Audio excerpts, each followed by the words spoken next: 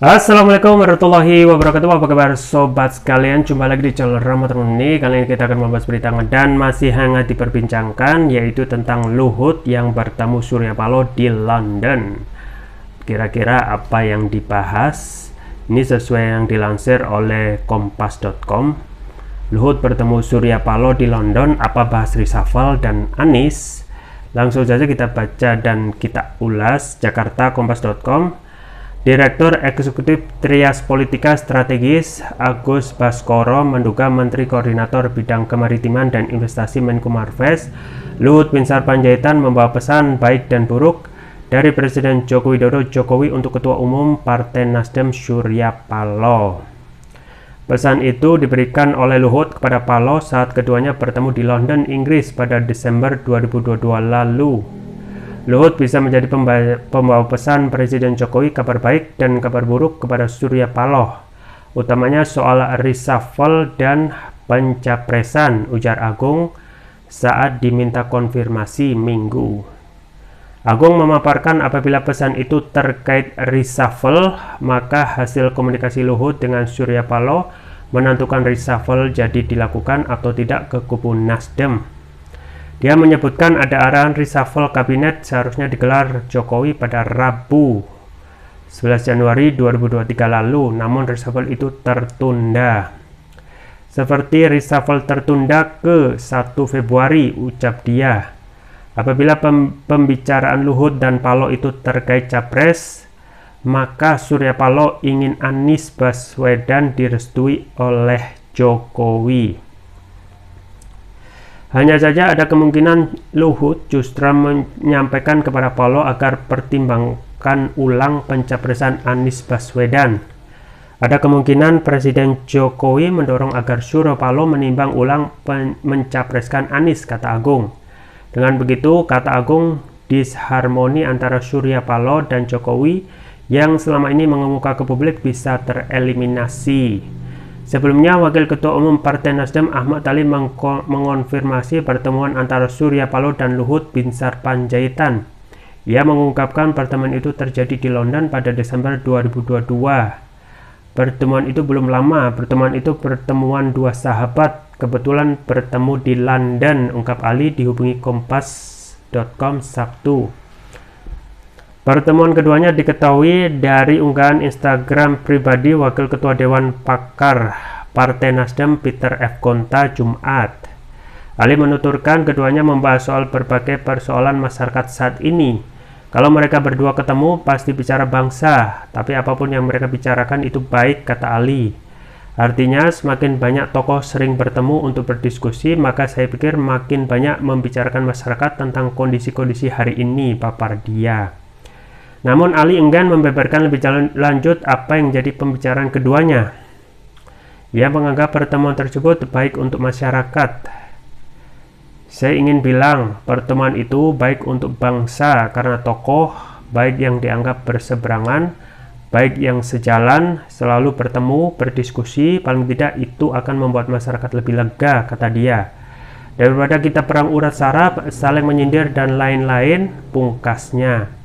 Sebagai informasi, dalam beberapa waktu terakhir isu reshuffle kabinet memang tengah hangat. Pasalnya, baik Jokowi maupun Wakil Presiden Ma'ruf Amin tidak menutup kemungkinan terjadi reshuffle dalam waktu dekat. Bahkan PDIP melalui Ketua DPP-nya Saiful Jarod belak-belakan menteri dari Nasdem harus dicopot. Ya, sobat sekalian, itu ya pertemuan antara Luhut bertemu dengan Surya Paloh di London ya. Disampaikan itu kebetulan ya. Apakah kita masih percaya itu kebetulan atau kebetulan direncanakan? Dan tentu saja apa yang terjadi antara kedua belah pihak, antara Luhut dengan Surya Paloh pasti ada kepentingan. Tidak mungkin hanya kebetulan saja. Apalagi kalau kita mengaitkan dengan panas dinginnya politik saat ini tentang isu yang panas antara reshuffle dan kemudian juga Anies yang tidak akan lebih dari dua hal itu yang menjadi pokok permasalahan beberapa bulan saat ini dan ke depan. Nah, kalau kita berbicara masalah deal-deal politik, pastinya kedua belah pihak inginkan win-win solution. Tidak ada yang ingin dirugikan dalam hal diskusi yang katanya kebetulan atau kebetulan direncanakan pertemuannya di London, Inggris pada Desember 2022 lalu. Nah, kenapa baru diekspos sekarang ya? Kemungkinan ini untuk memberi kejelasan bahwasanya memang ada sedikit tidak terang ya terkait isu reshuffle dan juga isu tentang Anies yang sifatnya masih panas dingin di antara kedua kubu istana dan juga kubu yang mencalonkan Anies sebagai capres, yaitu Koalisi Perubahan yang dimotori oleh Nasdem. Dan memang untuk reshuffle terjadi perdebatan yang serius antara internal masing-masing partai, yaitu antara PDIP yang diwakili oleh Saiful Djarot dan juga Sekjen PDIP Hasto Kristianto yang saling berbeda pendapat tentang perlu tidaknya partai Menteri Nasdem untuk dipertahankan atau dikeluarkan dari istana, mengingat adanya dukungan atau arah dukungan yang sudah tidak sejalan lagi. Nah, itu sontak pasti akan ada dan juga sudah dibantah oleh internal Nasdem, yaitu Caniago, yang melihat kinerja Menteri Nasdem tidak buruk-buruk amat, sudah berprestasi, dan itu menjadi hal yang lumrah untuk saling mempertahankan argumen masing-masing terkait posisi kedua belah pihak antara Nasdem dan juga koalisi istana yang sedang panas dingin. Nah, ini coba diredakan dengan ketemunya antara dua tokoh, yaitu Luhut Binsar Panjaitan dan juga Surya Paloh, yang di satu sisi memegang kendali koalisi Anies, di sisi yang lain adalah membawa pesan baik buruk dari Presiden Jokowi. Dan kembali lagi ya, ini dilakukan kebetulan ya, kebetulan ketemu atau kebetulan direncanakan. Nah, tentang isu reshuffle pasti akan ada deal-deal ya. Dengan adanya ketemuan ini sedikit bisa memberikan analisa bahwasanya kemungkinan reshuffle itu tidak akan dilakukan ya, tidak akan dilakukan oleh Presiden Jokowi, tetapi harus ada barter. Apa barternya? Nah, kemungkinan barter itu juga sudah disampaikan sebagai ganti rugi ketika menteri dari Nasdem itu tidak jadi di reshuffle atau tidak jadi dikeluarkan dari koalisi istana. Entah itu barter-barter tentang misalnya dukungan kepada Anies, yang kemungkinan ini harus dipenuhi oleh Nasdem, yaitu menarik dukungan kepada Anies dan kembali lagi menarik Nasdem ke istana. Nah, apakah yang seperti ini bisa terjadi ataupun menguntungkan Nasdem, mengingat kita ketahui masa pemerintahan Jokowi yang tinggal 2 tahun, praktis tidak penuh 2 tahun, itu bisa memberikan keuntungan oleh Nasdem. Itu bisa ya atau tidak gitu ya, atau balas jasa yang lain. Misalnya kalau koalisi Anies ini sudah jadi presiden, ada posisi-posisi ataupun keuntungan yang nanti diberikan oleh koalisi Anies kepada rezim istana. Nah, segala hal itu bisa terjadi, termasuk juga dalam politik tentu saja adalah art of possibility atau seni berbagai macam kemungkinan. Dan yang paling penting adalah dalam politik itu tidak ada teman, tidak ada lawan, yang ada adalah kepentingan yang abadi. Nah, memang apa yang disampaikan oleh atau terkait pertemuan itu tidak mungkin lah kalau tidak ada deal ya. pasti seperti tadi ya, deal itu pasti akan menguntungkan kedua belah pihak. Nah sekarang kita bicara tentang Anies. Bagaimana dengan Anies? Apakah ada deal-deal tertentu terkait dengan dukungan terhadap Anies yang dilakukan oleh Nasdem? Banyak sekali spekulasi yang pasti akan muncul ya di benak para kubu Anies maupun dari yang lain. Ada kemungkinan Presiden Jokowi mendorong agar Surya Paloh menimbang ulang mencapreskan Anies.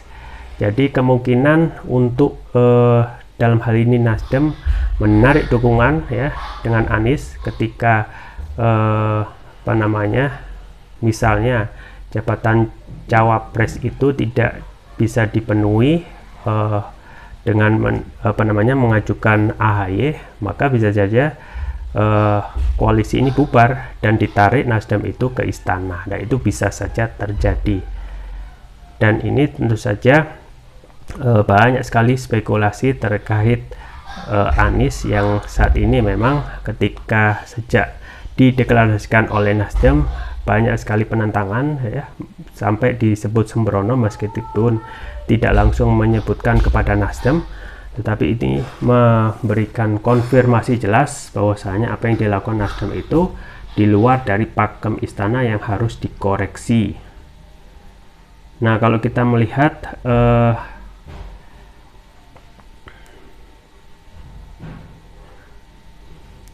pertemuan tersebut ya, itu seperti diketahui ya di upload di Instagram Peter F. Konta yang merupakan orang Nasdem. Tapi kalau kita melihat fotonya itu kenapa duduk di samping Luhut Binsar Panjaitan ya, yang terkesan lebih enjoy duduk di situ ya, dibandingkan dengan duduk di samping orang Nasdem yaitu Surya Paloh. Jadi kembali lagi terkait reshuffle dan Anies, segala hal itu bisa terjadi. Terkait masalah penarikan dukungan kepada Anies itu bisa terjadi. Kemudian juga masalah reshuffle, ada tentu saja yang ingin disampaikan dari Luhut ya, agar bisa saja ya menteri-menteri Nasdem ini tidak jadi di reshuffle, tetapi ganti ruginya adalah Nasdem harus gabung lagi ke istana. Nah apakah Nasdem ini mau ya, mengingat pemerintahan presiden yang tinggal sebentar saja, dan otomatis itu juga akan dialami oleh ketua umum partai yang lain yang akan lebih fokus mengurusi masa depan partainya daripada tetap setia kepada pemerintahan yang sudah mau habis kekuasaannya. Nah untuk Anies memang ini menjadi ganjalan, meskipun sudah ada kesulitan dari masing-masing anggota koalisi perubahan, segala hal itu bisa saja terjadi. Kita ketahui Demokrat sampai saat ini juga masih kekeh untuk mencalonkan orangnya, yaitu AHY menjadi cawapres pendamping Anies. Di satu sisi PKS juga berpikir kalau tidak mendapatkan posisi capres, apa yang bisa didapat, mengingat sepanjang kontestasi pilpres seakan PKS itu hanya menjadi pendukung yang tidak bisa memberikan atau diberikan posisi yang bisa menguntungkan PKS dan hanya sebagai pendukung semata. Nah kita masih menunggu siapa yang akan diuntungkan, siapa yang akan dirugikan. Yang paling penting adalah bagaimana apa yang dibahas terkait reshuffle dan juga posisi Anies ini memang masih ngeri-ngeri sedap. Nah ini kemungkinan akan direalisasikan, atau kabar tentang reshuffle ini akan kita tunggu sampai Februari ya. Kalau Februari itu lewat tanpa ada reshuffle, berarti memang ada deal-deal khusus menindaklanjuti kesepakatan yang ada di London itu terkait reshuffle yang tidak jadi dilakukan, tetapi pasti akan ada barternya apakah Nasdem akan mencabut dukungan dari Anies, dan yang menyebabkan Anies sekarang menjadi tidak ada yang mendukung, atau kesepakatan lain yang kemungkinan tentu saja akan kita belum tahu ya ke depannya, apakah ini akan hanya menguntungkan koalisi istana atau juga membahas tentang Anies ke depan. Itu saja yang bisa saya sampaikan, semoga bermanfaat. Jangan lupa like, share, dan subscribe. Sampai jumpa lagi. Wassalamualaikum warahmatullahi wabarakatuh.